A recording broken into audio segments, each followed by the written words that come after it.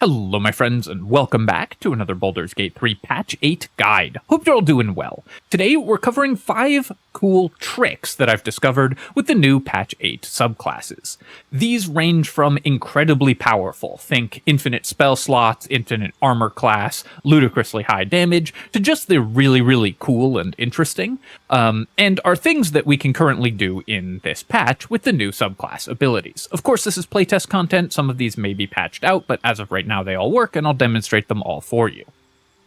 Before I begin though, I do want to take a quick moment to say thank you so much to Tarantula for the $5 donation, Strawberry Gentle Soul for the $15, Josh Hobbs for the $10, and My Secret Avatar for the extraordinarily generous $200 donation. Thank you so much, my friends. I really appreciate the support. It really means so much to me. Alright, let's get to some cool tricks. For this first trick, we're going to be gaining infinite spell slots and infinite sorcery points. That's of course as many high-level, quickened, or twinned, or whatever spells as you want to cast and as you have actions for, letting you go without resting for the entire rest of the game once this trick is online, or just use the highest possible level of spell in every combat, rendering most combats a breeze. To do this, we're going to need to be a level 6 Shadow Sorcerer to get access to the Hound of Ill Omen ability, which is what we're going to be using to summon Nimbus, who can restore our sorcery points. Let me show you how that works. So we're just going to summon Nimbus here, which costs us 3 sorcery points, which for this demo is going to put us down to 0, but we'll be able to regain all of those and potentially turn them into spell slots. Nimbus has the Ominous Bite ability. Bite a target and possibly place an omen on them.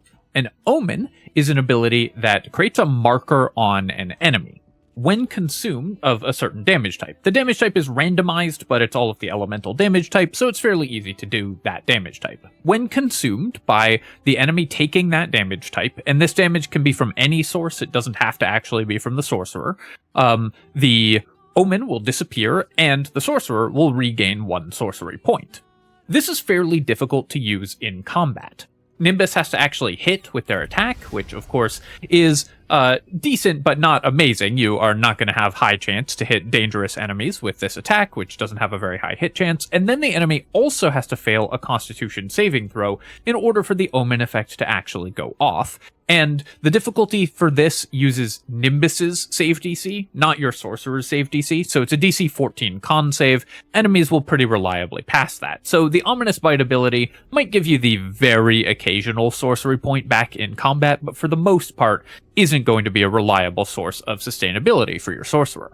But at time of recording, there's no restriction on using this outside of combat. You can use it anytime. So we can be in camp, we can have Nimbus attack one of our allies, and we get as many tries as we want, so even if Nimbus, continuously misses, then we have as many tries as we want to have that ally fail a saving throw and get an omen placed on them. Once the omen is on our ally, in this case Will has an omen of acid, all we have to do is any acid damage to him and our character is going to gain a sorcery point back. Let's see if we have, so I set aside a scroll of Melf's acid arrow here. Let's just go ahead and do damage to Will. And when Will takes acid damage, you can see that we got the Hound's Omen sorcery point ability, which has restored 1 sorcery point for our character, and we now have 1 sorcery point. We could restock that and can create spell slots with it, we can use it on meta magic, and we can stock up infinite numbers of sorcery points by doing this.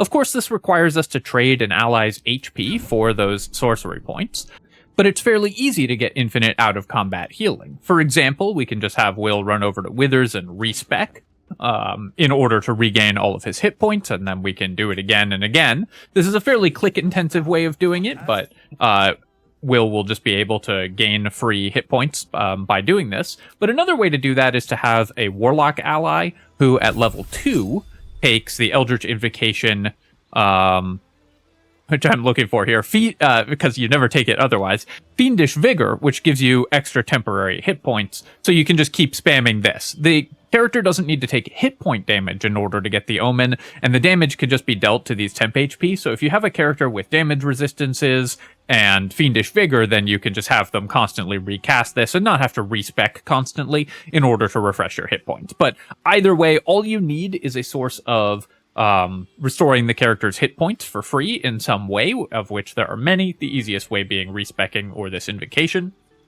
And level 6 Shadow Sorcerer, and a little bit of patience to sit around in camp doing it, and you can get infinite spell slots and infinite sorcery points. Next up, I'm going to show you ridiculous damage stacking with the thrown weapon attacks of the Giant Barbarian. This relies on 2 class features, so for it to really come online, we need to be Giant Barbarian level 6, but the first class feature is Giant's Rage, which we get at level 3. Giant's Rage doubles our rage damage bonus on thrown attacks. So normally you would get 2 damage per attack when raging, but with Giant's Rage you get 4 damage. However, the game adds this in 2 instances of 2 damage. So rather than adding 4 damage to your weapon attacks, it adds 2 damage and then it adds 2 damage again. Weirdly, also, when your damage increases, where your rage damage increases to 3, it doesn't change the Giant's bonus damage. I assume that this is a bug that is going to get fixed before release, but at present, even when you're a high-level Barbarian, it will still only add 4 additional damage. The fact that it adds in 2 instances lets us do one of the things that Baldur's Gate is infamous for with damage rider stacking. So we're going to level up here and get our second class feature. I'm just going to speed through the leveling process. Of course, for a thrown weapon character, we're grabbing Tavern Brawler and maxing our strength. And getting to character level 6, where we get the Elemental Cleaver ability. This lets us give any weapon the thrown weapon property, and also gives it additional damage when thrown. It adds an extra d6 of damage of an elemental damage type. This is another damage rider, and you can probably see where this is going. All of these things are going to stack together to give us ridiculous damage. Let me show you what I mean. So I've gone ahead and started a combat here, and for the purposes of this demo, I'm using 2 additional damage riders. In this case, the Callous Glow Ring and the Ring of Flinging. You can stack up even more than this with things like Falara Louv from a teammate, with weapons with damage riders on them, like the Lightning Jabber, but we're just using a random weapon, in this case the Club of Hill Giant Strength, to throw it. We're going to go ahead and activate our Giant's Rage. And then we're going to add an Elemental Cleaver ability to our weapon here. Let's just pick a random element and throw it at the Oathbreaker Knight. Of course, we need to throw the weapon that we actually have the Elemental Cleaver ability on, and we're going to throw it at the Oathbreaker Knight. I will show you the Luck of the Far Realms version of this with the second attack. So the first one, you can see that we've done a pretty solid pile of damage, and you can see how many damage instances the Oathbreaker Knight takes from that single attack. So, just to break this down. Firstly, we are doing our d4 of bludgeoning damage. This comes from the damage, base damage of the weapon, because it's a d4 club.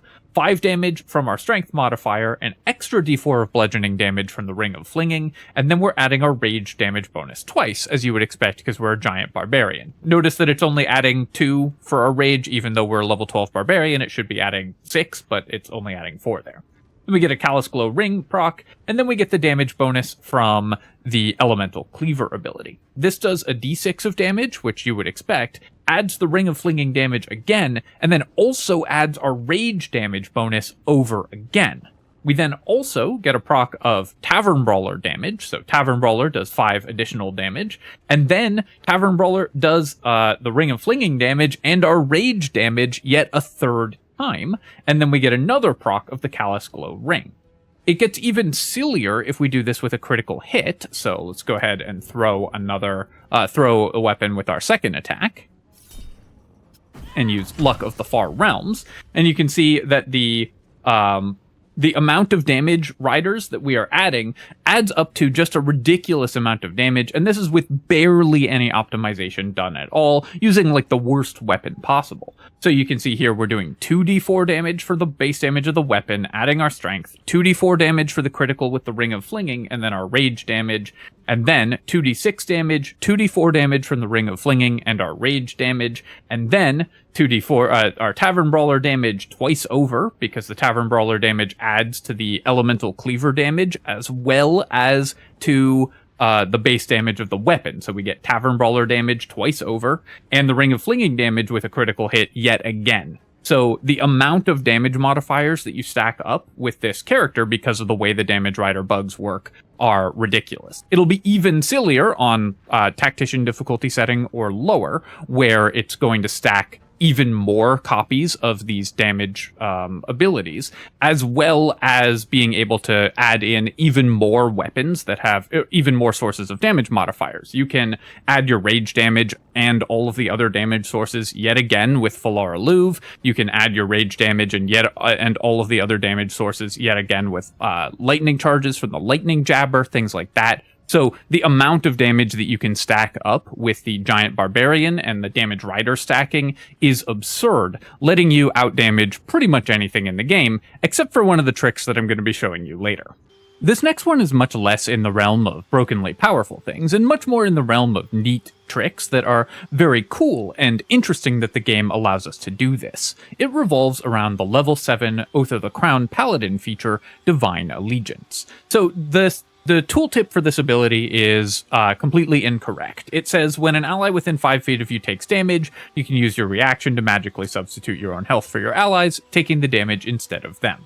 That is only a very small part of the story of the way that this ability is implemented in Baldur's Gate 3. How it works is, when an ally within 5 feet of you takes damage, you can use your reaction to instantly heal that ally for double your paladin level in hit points. So in this case, that will add 14 hit points if you're a level 7 paladin, and then take 14 damage yourself. The damage that's dealt to you is radiant damage, and radiant damage in Baldur's Gate 3 has a lot of really interesting properties, mostly revolving around radiating orbs. The interesting thing about this is that the damage dealt to the character and the healing coming from the character both count as actually being healing and doing damage, and originating from that character. So if you have effects that trigger when you heal an ally, like the Bless and Blade Ward gear, that will provide the healing from Divine Allegiance will provide those buffs. If you have effects that take place when you deal damage, you're dealing radiant damage to yourself, so those effects will take place when you take that radiant damage. Now, mostly this is a downside, because the effects that trigger off of dealing damage are usually ones that you want to happen to an enemy. And the damage is dealt to this character, so you're taking 14 radiant damage, and then you can stack a bunch of radiating orbs to give yourself a huge attack penalty. But there's one radiating orb item that works only on enemies and not on allies, even though the damage you're doing is dealt to yourself, the Luminous Armor. This lets us take self-damage, radiant self-damage, as a reaction, heal and buff our allies, and debuff our enemies, all in a single instance, because we are both dealing damage and healing with a reaction, so we can trigger all of those effects at once. Let me show you exactly what I mean. So, with our character positioned next to a neutral enemy and also next to an ally, we're going to go ahead and just do damage to our ally here in order to trigger the effect. So Will is casting Eldritch Blast on Shadowheart, and then we're going to use Divine Allegiance. Divine Allegiance goes off, and Shadowheart, who's now running away, I don't blame her, has received Blade Ward and Bless, so we got both of the benefits of the healing items for our reaction heal with Divine Allegiance, as well as the temporary hit points from the Boots of Aid and Comfort. The Oathbreaker Knight has gotten 2 stacks of Radiating Orb, and because the Luminous Armor only works on enemies or neutral creatures, the Radiating Orb stacks didn't go on Shadowheart and didn't go on our main character. If we were using a different Radiating Orb item, like the Luminous Gloves that just trigger off of dealing radiant damage, then we would be Radiating Orbing ourselves.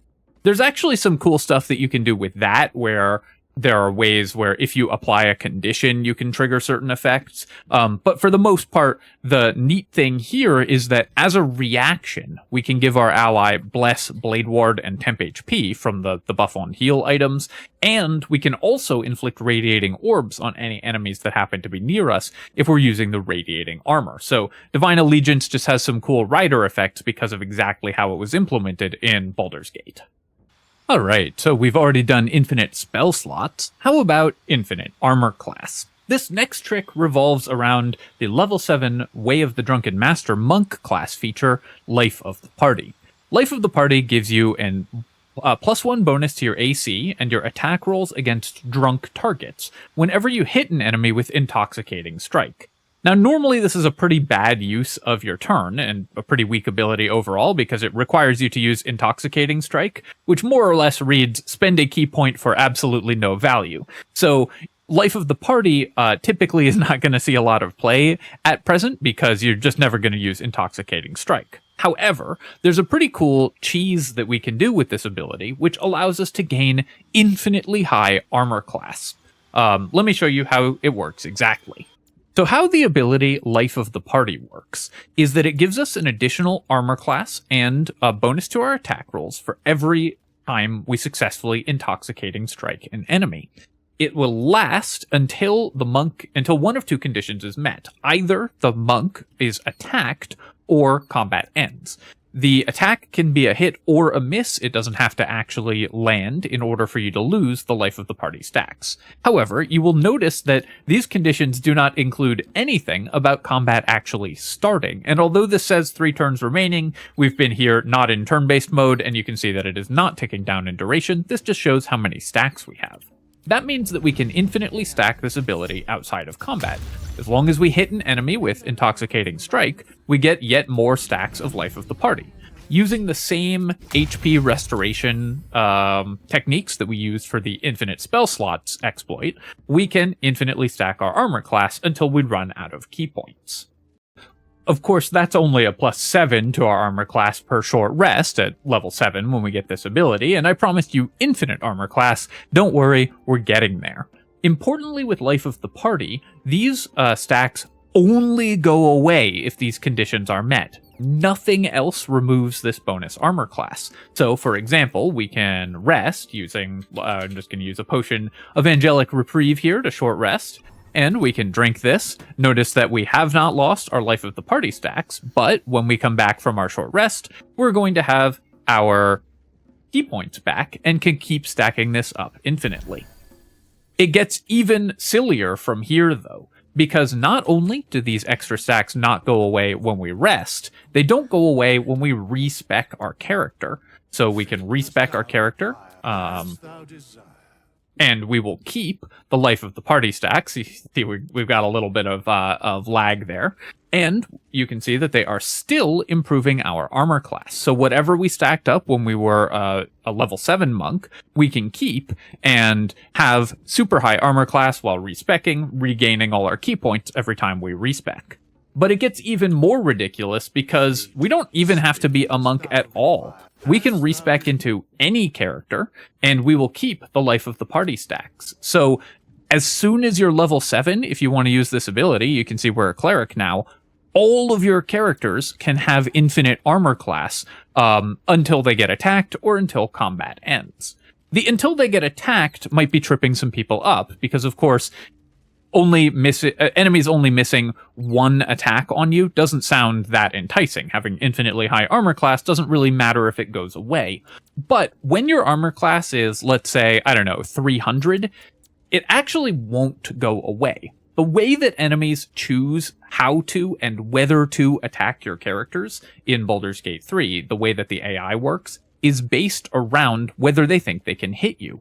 If your armor class is infinitely high, and especially if you combine this with immunity to critical hits, enemies simply won't attack your character because they know that they won't be able to hit. The AI will often just skip its turns if you have super high armor class. I talked a lot about how this works in my video where I got the previous highest possible armor class in Baldur's Gate 3, which of course you should check out if you are looking for other silly theoretical optimization. Obviously, now that we can have truly infinite armor class, or at least until we run out of gold available in the game to respec our characters, that video is a little bit obsolete unless they patch this out.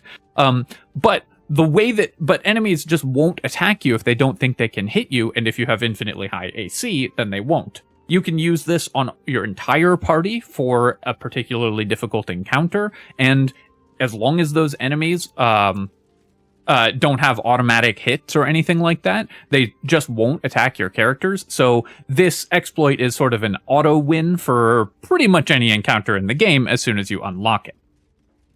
And for our final trick, I promised you guys even more ridiculous damage stacking than I showed you with the giant barbarian, and we get it in the form of Hexblade's Curse. The funny thing about this is this isn't even a bug, this is just the mechanics working exactly as intended, but the way that those mechanics end up working in Baldur's Gate 3 yields truly absurd results because of what's possible in this game.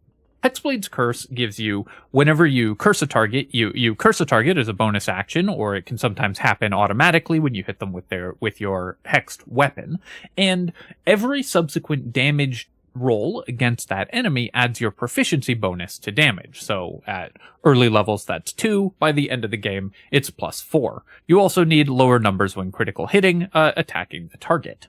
Hexblade's Curse is ridiculous because it adds that +4 damage to every single damage die rolled against the target. So every damage instance that you do is going to add an additional +4 damage. And in Baldur's Gate 3, as we've already seen, you can stack damage instances to pretty ridiculous levels. Every single magic missile from a magic missile is going to add your Hexblade's Curse damage. Every single ray from a Scorching Ray is going to add your Hexblade's Curse damage. Add the Ring of Flinging to a thrown weapon, and not only will your weapon add Hexblade's Curse damage, so will the ring. So you can see where this is going. But let's just do a quick demonstration, and I'll show you a pretty ridiculous combat log, and we'll see if my game can handle it without lagging out. So for this demo, I'm going to be using a level 1 Warlock, Hexblade Warlock, and level 11 Evocation Wizard, which adds its intelligence modifier to every instance of damage that it's doing with spells, just to show you even more damage stacking. Oh, I actually forgot to boost our intelligence up to 20, so obviously a build that we had designed to do this, rather than just to show off the mechanic, would have 20 intelligence and would be doing quite a lot more damage. In order to add Hexblade's Curse even more times over, I'm also going to be using Radiating Orb and Reverberation stacks to add the Luminous Armor, the Gloves of Belligerent Skies, the Boots of Stormy Clamor, the Callous Glow Ring, and the Coruscation Ring, which is going to help us get a lot more procs of damage instances, which will all stack Hexblade's Curse as well, and Markahesh Gear for lightning charges, which will give us one more stack, and just a little bit more lightning damage as well. To kick things off, we're going to go ahead and cast Hexblade's Curse on the Oathbreaker Knight to start combat. Takes a fight. See how the initiative rolls go. These are probably fine, so I'm just going to quick save here. And then the first thing that we are going to do is have our second character cast the Shriek property of Falara Luv. Another thing that we're going to do here is have this character move up to the Oathbreaker Knight and then move away to deliberately trigger an attack of opportunity. This is actually just a good combat tip in general. The Oathbreaker Knight has a reaction, and when you're using a spell like Magic Missile or Scorching Ray or something like that that has multiple beams or damage instances, if an enemy reacts to it after the first one, and they'll react to the very first Magic Missile, the game just forgets about all of the rest. So in order to stop the Oathbreaker Knight's Hellish Rebuke, which just does damage in response and shouldn't stop the spell from casting from being cancelled, we just need to eat his reaction. So we're just going to go ahead and do that. This is just a good general combat tip. All bosses or enemies with reactions can eat part of your multi-instance spells. You might have seen this happening in game and wondered why your Magic Missiles and Scorching Rays were failing to go off. The answer is that you need to get rid of enemy reactions first, in order to make sure that the Magic Missiles go off without interruption, and the game doesn't just forget to process the second half of them. Slight digression there, but a useful tip that I wanted to include anyways. So I passed the turn to Minsk's turn here, and something horrible happened. This happened in a couple of my other demos too, where apparently the first thing that Gale does if you give him a turn in this fight is he throws a firework and just kills Scratch. Unbelievable. So obviously Gale is going in timeout after this and will reload. Don't worry, Scratch will be fine once the timeline collapses. But this just keeps happening. He's a horrible man. Anyways. We are going to be casting Magic Missile on the Oathbreaker Knight with Minsk here for 8 instances of Magic Missile with our 6th level missile. We have Falar Louv and all of our other damage things ready, so let's see what happens to the combat log when we do this. Alright, not that much lag, but as you can see, we've dealt almost 300 damage, I guess about 250 damage to the Oathbreaker Knight, and that's with a very unoptimized version of this build, because we're adding our Hexblade's Curse to every single damage instance that we're doing. So let's take a look, and we'll just scroll way up and take a look at how Hexblade's Curse actually gets applied. So every single magic missile applies Hexblade's Curse, applies our intelligence modifier from being an evocation wizard. Every single Falar Louv instance applies Hexblade's Curse, applies our intelligence modifier from being an evocation wizard. So we are increasing... Oh, wait, hang on. This is showing the wrong tooltip. Yeah, why is this showing force damage? So...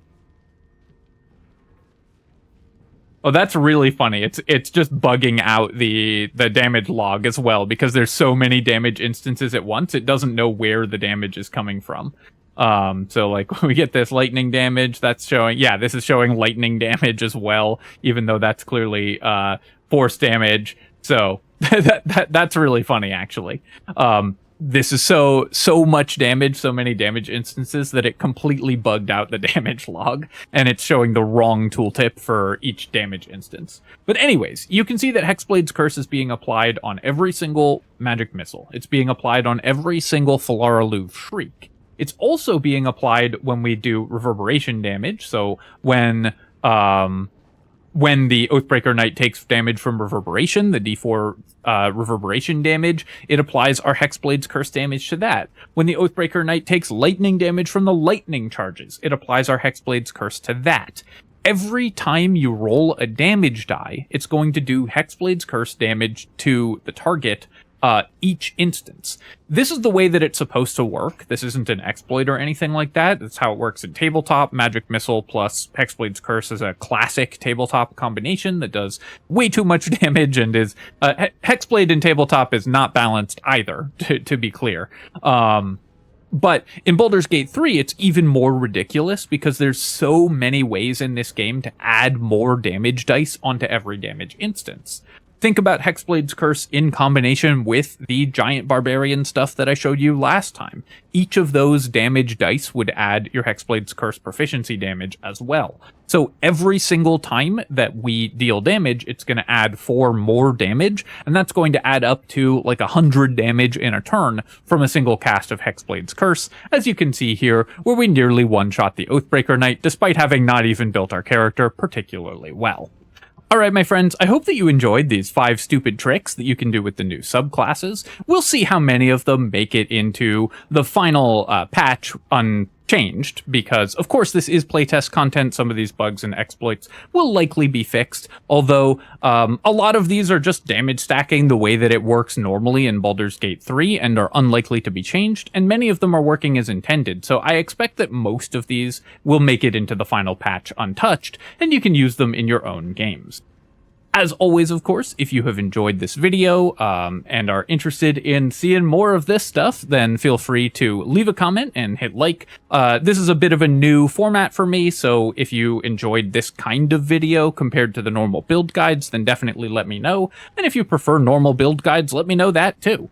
And of course, you can subscribe to my channel for more Baldur's Gate 3 character builds, mechanics analysis, and other strategy game content. Cheers, folks. I'll catch you next time.